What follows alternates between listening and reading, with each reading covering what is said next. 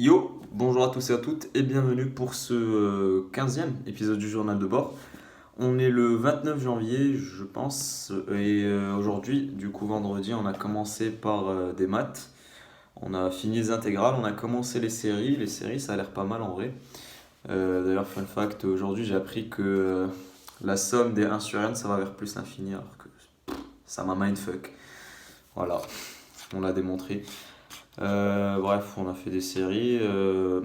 On a offert le pull, du coup, parce que je vous avais dit qu'on en offrait à chaque prof. On a offert à notre prof, on a fait un jeu de mots par rapport à son nom de famille. Du coup, je n'ai pas voulu vous le dire. Elle s'en est pas vraiment rendue compte. Enfin, je sais pas, mais elle a pas eu l'air de s'en rendre compte. On l'a aussi offert après au prof d'histoire géo. Du coup, lui, on lui a mis Jeff Bezos parce qu'une fois, il nous a sorti une blague en rapport avec Jeff Bezos. On lui a mis Jeff Bezos. Euh, il nous a sorti un. Du coup, c'est moi, Jeff Bezos. C'était drôle. En plus, il rigole pas trop, le prof d'histoire. C'est rare qu'il rigole, du coup. On a savouré ce moment. Euh, du coup, en histoire, qu'est-ce qu'on a fait? On a parlé de la culture en France. Encore, au début, je sais plus ce qu'on avait fait, mais à un moment, on a parlé de la culture durant les Trente Glorieuses avec la radio, la TV, tout ça. Euh, Bref, ça va, c'est plutôt cool. C'est pas technique, du coup, c'est des cours où tu as juste besoin de noter et voilà. Je reviendrai sur l'histoire vu que aujourd'hui on parle surtout d'histoire. L'après-midi, Culture G, 1 heure de Culture G de CSH. On a offert le sweat au prof de Culture G aussi, mais on lui a offert à la fin de l'heure. Parce qu'en fait, on a un délire avec le prof. À chaque fois qu'on parle pas, il dessine un pingouin albinos au tableau. Il appelle ça White Penguin. Et du coup, nous, ce qu'on a décidé, c'est que on va lui mettre White Penguin sur son pull. Et qu'au moment où il redessinerait un White Penguin au tableau, bah, on lui offrirait. Sauf que ça s'est mal passé, il l'a pas sorti de tout le cours. Pourtant, on a fermé nos gueules, on n'a pas répondu à aucune question, mais il l'a pas sorti. Du coup, finalement, on lui a mis sur sa table et voilà, il en était plutôt content. Et du coup, voilà, c'est ça pour aujourd'hui. Aussi, demain, on n'a pas DS d'info parce qu'il y aura probablement un reconfinement. Ça, c'est un peu chiant, surtout du coup pour le concours blanc. Il va être remis en question, peut-être, on ne sait pas encore, on attend d'avoir la confirmation bien sûr, mais en tout cas, demain on n'aura pas d'S d'info et les profs de maths se sont mis d'accord pour nous donner des cours à la place, comme ça on profite des derniers instants qui nous restent ensemble. Et bref, moi de toute façon ça change rien qu'on le fasse demain ou pas le DS d'info. Hier j'ai fait quelques exos, je suis plutôt calé dessus je pense. Euh, mais voilà, du coup aujourd'hui je voulais aborder avec vous le thème de l'histoire géo, comment moi je fais pour travailler l'histoire géo.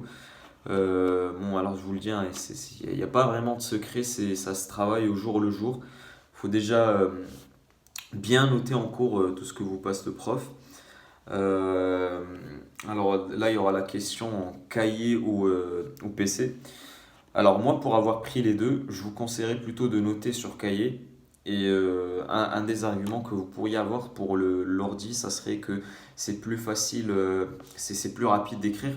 Alors oui, c'est plus rapide d'écrire, mais après pour la mise en place, la mise en page, pardon, c'est plus difficile. Parce que sur cahier, bah, du coup, vous pouvez mettre des flèches entre les différents trucs, les mettre en lien, souligner, faire des trucs très rapides. Alors que sur PC, c'est plus chiant déjà pour mettre des couleurs. Sur Word en tout cas, c'est le logiciel que j'utilisais. Et généralement sur cahier, vous pouvez faire des abréviations, vous pouvez mettre par exemple des flèches. Moi, pour montrer qu'un truc il y a une croissance ou ce genre de truc, je mets une flèche. Alors que sur PC, comment vous allez mettre une flèche? Je sais pas. Euh, du coup, voilà, moi je prends sur cahier. Et en plus, sur cahier, je trouve que tu retiens mieux. Moi, en tout cas, j'ai fait le test. Les 2 premiers mois, j'ai pris sur ordi et j'ai trouvé qu'avec cahier, je retenais mieux. Et du coup, voilà, moi j'arrive à tout noter hein, sur cahier personnellement. Euh, sur PC aussi, mais mon cours sur PC n'était pas très organisé. Du coup, voilà, moi le principal argument que je donnerais pour le cahier, c'est qu'il y a une meilleure mise en page. une meilleure présentation des informations et vous retenez mieux. Donc vous partez déjà avec des informations en tête. Après, moi, ce que je fais, c'est que le soir même où on a fait de l'histoire géo, je vais ficher le cours sur PC, sur Word, et je mets les informations les plus importantes, vraiment les plus importantes. Et je me sers aussi d'Anki, Anki que je vous recommande très fortement. Je pense que c'est un des logiciels, des applications qui peuvent faire la différence en prépa. Moi, je l'ai acheté sur téléphone parce que du coup, j'ai un iPhone et ça coûte 28 balles, mais ça vaut le coup.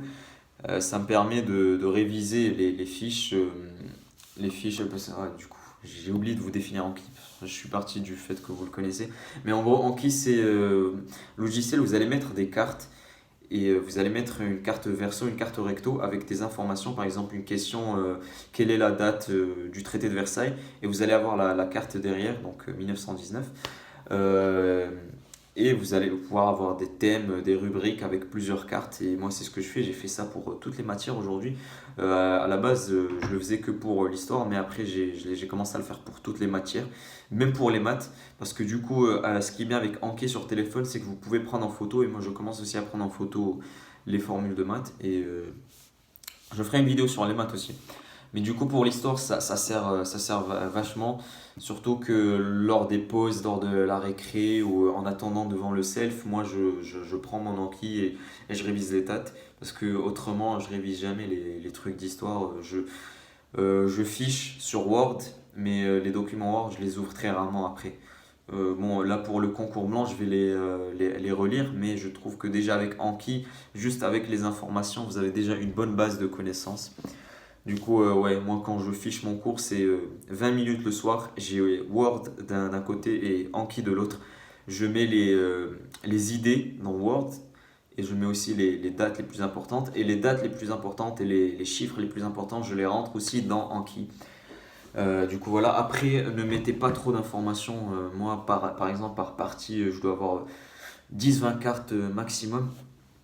En début d'année, j'en avais beaucoup. Au bout de 2 semaines, j'avais déjà 100 cartes, mais je me suis rendu compte que ça sert à rien, ça sert franchement à rien. Surtout en première année, c'est des informations dont vous aurez pas beaucoup besoin, hein, surtout pour ce qui est du début du XXe siècle, du coup, pour la géopolitique en 1913, tout ça. Ça sert à rien de savoir quel est le nombre d'IDE de l'Allemagne en 1880. Je veux dire, focalisez-vous sur des faits vraiment importants. En vous focalisant dessus, bah, ceux-là, vous n'allez pas les oublier. Alors que si le risque, si vous commencez à prendre trop de trucs, c'est que vous allez oublier l'essentiel. Il y a des trucs qui sont impardonnables, des trucs qu'il faut connaître absolument. Du coup, voilà, 20 minutes chaque jour où vous avez histoire. Et moi, ça me permet de tout connaître, enfin de connaître les informations les plus importantes. Et après, je m'en sors en colle. L'école, j'ai commencé j'ai remarqué que mes mauvaises notes en colle d'histoire au début d'année, c'était pas par rapport aux connaissances, mais vraiment à cause de la méthodo. Et je vous ferai aussi une vidéo sur comment gérer une colle d'histoire. Gérer, c'est un grand mot, mais vous avez compris. C'est vraiment, je dirais, 20% de connaissances et 80% de méthodologie, de, d'optimisation de votre temps en brouillant, ce genre de truc, d'analyse du sujet. C'est vraiment plus important que les connaissances. Et vraiment, ce qui importe dans les leçons, c'est de connaître les idées essentielles, connaître juste des exemples, avoir des faits comme ça, mais ne pas savoir les connecter entre eux, ça n'a pas d'intérêt si vous ne voyez pas la logique derrière le plan du chapitre. C'est vraiment ce qu'il y a de plus important, c'est de connaître les idées essentielles, comment elles s'agencent pour en faire une synthèse après. Et c'est ça le but en colle, c'est d'analyser un sujet et trouver des arguments et après enfin trouver les exemples qui illustrent vos arguments et pas l'inverse. Moi en début d'année ce que je faisais c'est que du coup je prenais les exemples parce que je connaissais que les exemples mais je faisais jamais vraiment le lien dans ma tête et je trouve qu'avec les fiches ça vous permettra de mieux faire le lien entre les choses. Par exemple, du coup, si vous avez des informations qui se regroupent, vous allez les mettre dans un bloc de votre fiche et pas les mettre de façon espacée. Moi, c'est ce que je fais en tout cas. Je fais des grands blocs et aussi faites-vous des fiches sur les tendances du XXe siècle. Je sais pas comment vous expliquer, mais en gros, les fiches sur les systèmes comme Bretton Woods, le GATT, ce genre de trucs. Ça peut être pas mal de faire des fiches dessus. Moi, c'est ce que j'ai fait en tout cas pendant les dernières vacances. Et du coup, voilà, moi, ce que je vous conseille, en tout cas pour connaître votre cours d'histoire, c'est ça. Pour la méthodologie, là, franchement, il faudrait que je fasse une autre vidéo dessus. Mais suivez déjà ce que vous donnent vos profs. Normalement, vos profs en début d'année, ils vont vous passer des feuilles que vous allez laisser traîner, mais vraiment lisez-les. Ça vaut le coup de les lire. Ça vous permettra de décoller. C'est vraiment ce qui vous permet de décoller. Et n'oubliez pas, vraiment, c'est 80% de méthodologie et 20% de connaissances seulement. Du coup, voilà, ça c'était pour ma méthode en histoire. Bon, elle évolue toujours. En ce moment, je suis en train d'expérimenter des mind maps pour changer par rapport aux fiches, pour être encore plus efficace. Mais après, moi, je n'arrive pas à faire des bonnes mind maps. Donc, du coup, si vous avez des conseils en ce sens, n'hésitez pas à me les suggérer en commentaire. Mais là, j'apprends sur le tas. Je vous dirai plus tard si ça fonctionne avec moi ou pas, mais pour l'instant, c'est encore en cours de test, on va dire. Les cours, je les fiche toujours sur Word. Mais on verra ce que ça va donner. Du coup, voilà, c'était pour aujourd'hui. Étant donné que demain, on a cours de maths et pas DS, je vois pas vraiment d'intérêt à vous faire juste une vidéo. Je vais vous résumer le cours de maths. Du coup, prochaine vidéo, ça sera lundi. Et ça me permettra de trouver des sujets pour la semaine prochaine aussi. Du coup, voilà. C'était tout pour aujourd'hui. Moi, je vous souhaite un beau week-end. Travaillez bien et à lundi.